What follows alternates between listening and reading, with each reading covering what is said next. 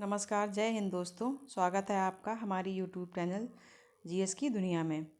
दोस्तों, इस वीडियो में हम कवर करेंगे यूपी होमगार्ड भर्ती से संबंधित प्रश्नों को, जो कि आपके एग्ज़ाम में पूछे जाने वाले हैं। ये वीडियो आपके लिए काफ़ी इम्पोर्टेंट होने वाली है अगर आप होमगार्ड की तैयारी कर रहे हैं तो। इस वीडियो को लास्ट तक देखिए। जो लोग चैनल पर नए हैं तो चैनल को सब्सक्राइब कर लें ताकि हमारी हर वीडियो की नोटिफिकेशन आप तक पहुँचती रहे। तो चलिए शुरू करते हैं यूपी होमगार्ड भर्ती 2025-26 के लिए पहला प्रैक्टिस सेट, जिसमें हम जीएस के प्रश्नों को कवर करेंगे जो आपके लिए इम्पोर्टेंट है।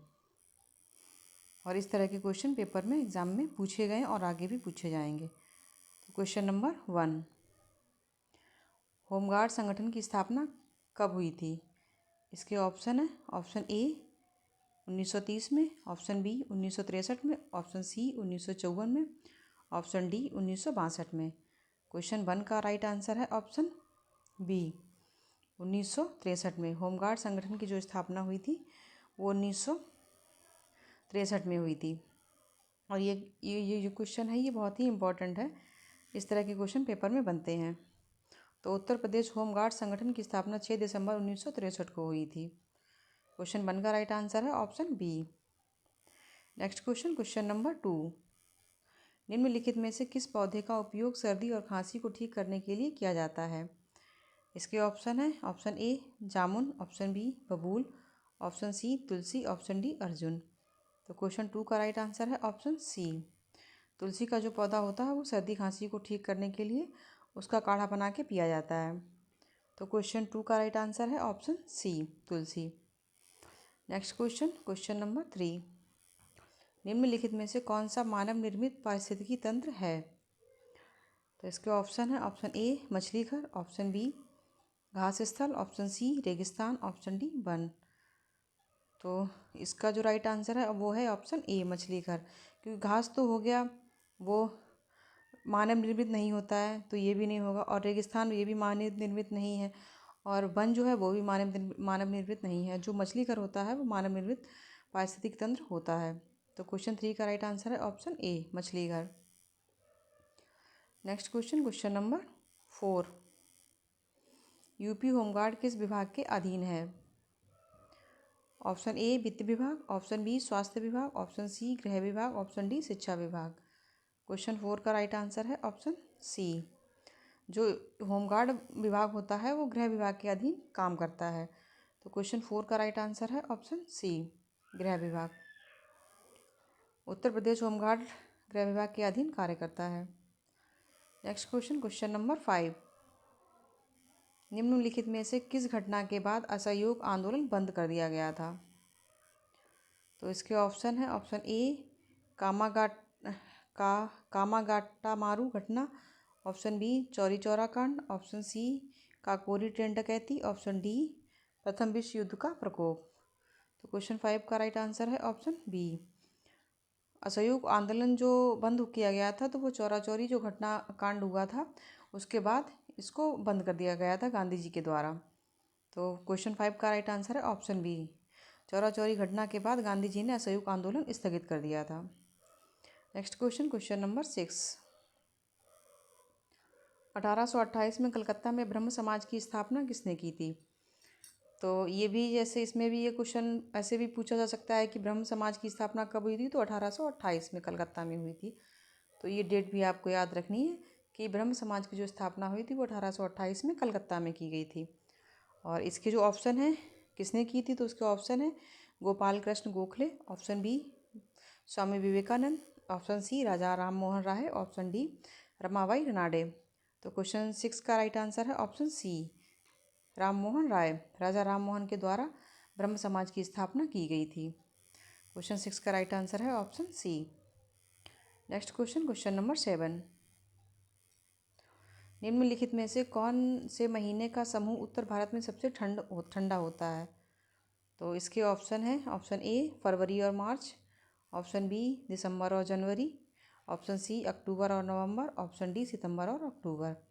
तो क्वेश्चन 7 का राइट आंसर है ऑप्शन बी दिसंबर और जनवरी। दिसंबर और जनवरी में ही सबसे ज़्यादा सर्दी पड़ती है। नेक्स्ट क्वेश्चन, क्वेश्चन नंबर 8, गर्मियों में उत्तर भारत में बहने वाली गर्म स्थानीय हवा क्या कहलाती है? तो इसके ऑप्शन है, ऑप्शन ए पुरगा, ऑप्शन बी आम्रवर्षा, ऑप्शन सी लू, ऑप्शन डी चिनूक। तो क्वेश्चन 8 का राइट आंसर है ऑप्शन सी। जो गर्मियों में जो गर्म हवाएं चलती हैं उनको लू बोलते हैं। तो क्वेश्चन 8 का राइट आंसर है ऑप्शन सी लू। Next question, question number 9। निम्नलिखित में से कौन सा भारतीय नागरिकों का मौलिक कर्तव्य नहीं है? तो इसके ऑप्शन है, ऑप्शन ए सार्वजनिक संपत्ति की रक्षा करना और हिंसा को समाप्त करना, ऑप्शन बी स्वतंत्रता के लिए राष्ट्रीय संघर्ष को प्रेरित करने वाले महान विचारकों को संयोजना और उनका पालन करना, ऑप्शन सी वैज्ञानिक सोच, मानवतावाद और ज्ञानार्जन एवं सुधार की भावना विकसित करना, ऑप्शन डी 5 वर्ष की अनिवार्य सेवा। तो जो हमारे भारतीयों के नागरिकों के जो मौलिक कर्तव्य हैं उसमें पहला तो सार्वजनिक संपत्ति की रक्षा करना, ये तो है, तो ये पहला तो नहीं होगा क्योंकि ये हमारा मौलिक कर्तव्य है। सार्वजनिक संपत्ति की रक्षा करना और हिंसा को समाप्त करना हमारा मौलिक कर्तव्य है। और दूसरा जो स्वतंत्रता के लिए हमारे राष्ट्रीय संघर्षों को प्रेरित करने वाले महान विचारकों को संयोजना, ये भी हमारा मौलिक कर्तव्य है। और वैज्ञानिक सोच और मानवतावाद, ये भी हमारा मौलिक कर्तव्य है। और ये हमारा मौलिक कर्तव्य नहीं है पाँचवा, 5 वर्ष की अनिवार्य सेवा, राष्ट्रीय सेवा। तो इसका जो आंसर है क्वेश्चन 9 का राइट आंसर है option D. Next question, question number 10। भारतीय संविधान के निम्नलिखित में से किस अनुच्छेद में मौलिक कर्तव्य शामिल हैं? और ये क्वेश्चन बहुत इंपॉर्टेंट है कि ये क्वेश्चन जो है वो कई बार एग्जाम में पूछा गया है, किसी न किसी एग्जाम में पूछा ही जाता है। तो इस क्वेश्चन को आपको याद रखना है। इसके ऑप्शन है, option A article 32, option B article 62, option C article 51, option D article 45। तो क्वेश्चन 10 का जो राइट आंसर है ऑप्शन सी आर्टिकल 51। जो हमारे मौलिक कर्तव्य जो दिए गए हैं संविधान, वो आर्टिकल 51 के अंतर्गत आते हैं। तो जो मौलिक कर्तव्य जो नागरिकों के लिए बनाए गए हैं, जिनका नागरिकों को पालन करना होता है, तो वो आर्टिकल 51 में दिए गए हैं। क्वेश्चन 10 का राइट आंसर है ऑप्शन सी। अनुच्छेद 51 में हमारे मौलिक कर्तव्य शामिल हैं। Next question, question number 11। Bharat में निम्नलिखित में से कौन सा क्षेत्र मौसमी बेरोजगारी का सामना करता है? तो इसके ऑप्शन जो है, ऑप्शन ए चिकित्सा, ऑप्शन बी सूचना प्रौद्योगिकी, ऑप्शन सी विनिर्माण, ऑप्शन डी कृषि। तो जो मौसमी बेरोजगारी होती है वो अधिकतर कृषि में होती है। तो इसका जो राइट आंसर है वो है डी, ऑप्शन डी कृषि। क्योंकि कृषि जो होती है वो मौसम पर ही आधारित होती है। जब मानसून होता है तो खेती में अधिक काम होता है, और मानसून वर्षा के साथ ही खेती में पैदावार होती है और उसमें अधिक काम की आवश्यकता होती है। लेकिन जब मौसम नहीं होता है, बारिश का मौसम नहीं होता या सूखा होता है, तो उस समय खेतों में कोई काम नहीं होता, खेत खाली रहते हैं। तो इस वजह से उसमें बेरोजगारी रहती है गर्मियों के मौसम में। तो हम कह सकते हैं कि जो मौसमी बेरोजगारी सबसे ज़्यादा जिस क्षेत्र में होती है वो कृषि में होती है। क्योंकि कृषि में जब बारिश होगी तभी पैदावार होती है, या पानी की जो व्यवस्था होगी तभी। और जहाँ पे मानसूनी बारिश से ही खेती होती है वहाँ पर मौसमी बेरोजगारी खेती में अधिक होती है। तो क्वेश्चन 11 का राइट आंसर है ऑप्शन डी। नेक्स्ट क्वेश्चन, और जो भी इसमें मौसमी बेरोजगारी का कोई भी रोल नहीं है, क्योंकि इसमें तो चिकित्सा होगा, ये भी हर समय रहता है, और इसमें भी हर समय रोजगार रहता है, और इसमें भी रहता है। लेकिन जो कृषि है इसमें ही हर मौसम में रोजगार नहीं होता है। Next question, question number 12। निम्न में से कौन सा कथन हरित क्रांति को सही ढंग से परिभाषित करता है? तो इसके ऑप्शन है, ऑप्शन ए यह वन के योगदान में वृद्धि करने की एक नई रणनीति है, ऑप्शन बी यह केवल हर्बल उत्पादों का उपयोग करने की नई रणनीति है, ऑप्शन सी यह कृषि में खाद्यान्न विशेषकर गेहूं और चावल का उत्पादन करने की एक नई रणनीति है, ऑप्शन डी यह सभी उद्देश्यों के लिए हरे रंग का उपयोग करने की एक नई रणनीति है। तो जो हरित क्रांति का जो परिभाषा है, उसमें जो हरित क्रांति है उसमें जो उसका उद्देश्य है वो है विशेषकर कृषि में खाद्यान्न और विशेषकर गेहूं और चावल के उत्पादन में वृद्धि करना। तो जो खेती में जो नए तरीकों को, वैज्ञानिक तरीकों को अपनाकर गेहूं और चावल की फसल के उत्पादन में वृद्धि करना ही इसका हरित क्रांति का मुख्य लक्ष्य रहा है।